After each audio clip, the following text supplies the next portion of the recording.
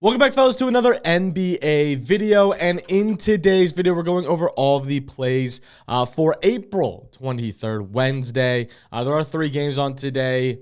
We have the Magic and Celtics. We have the Heat and the Cavs, and the Warriors and the Rockets in Game 2 for all of them.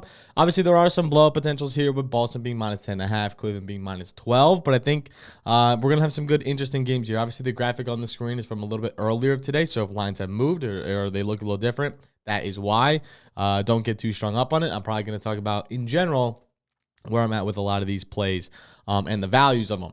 Going game by game. Or yesterday's recap. Let's do that real quick. Yesterday's recap, we went 3-2, making only 0.87 units. But again, it's another plus day. We've been stacking and stacking and stacking these plus days. So we've been cooking recently. So let's hope to continue to do that today. Also, shout out the Bucks for allowing 40 points in the first quarter. That was absolutely nuts. Anyway, the first game is going to be the Orlando Magic and Boston Celtics. The over-under is going to be 197.5. Boston minus 10.5. Orlando plus 400. Boston moneyline minus 520.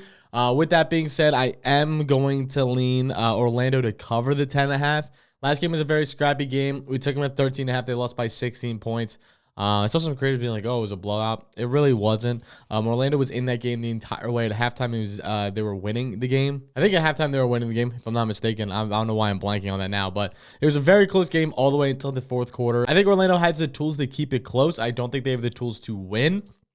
But I think 10.5 points can definitely be covered here by the Magic. A scrappy team. It's going to be kind of like the Pistons game, where I think they're just going to keep every game close, but I don't know if they're going to win the whole thing.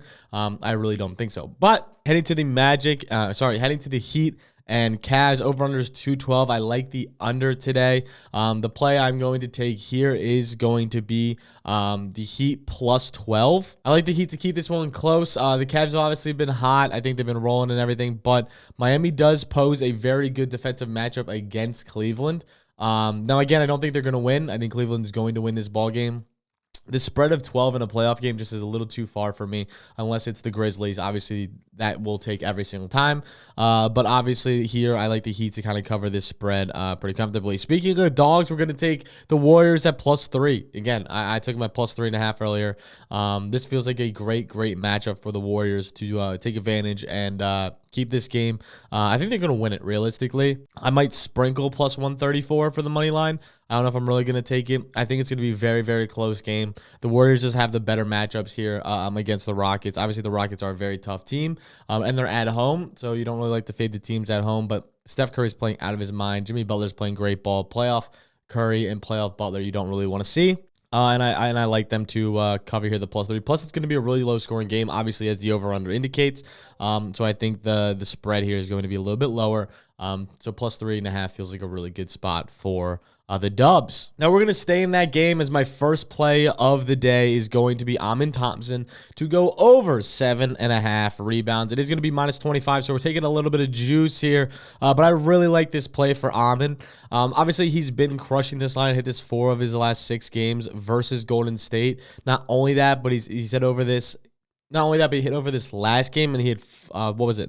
I'm not mistaken, 11 rebound chances in that game. But when we filter out here, he obviously saw 33 minutes last game. I don't think there's going to be a game this series where he sees less than 33 minutes.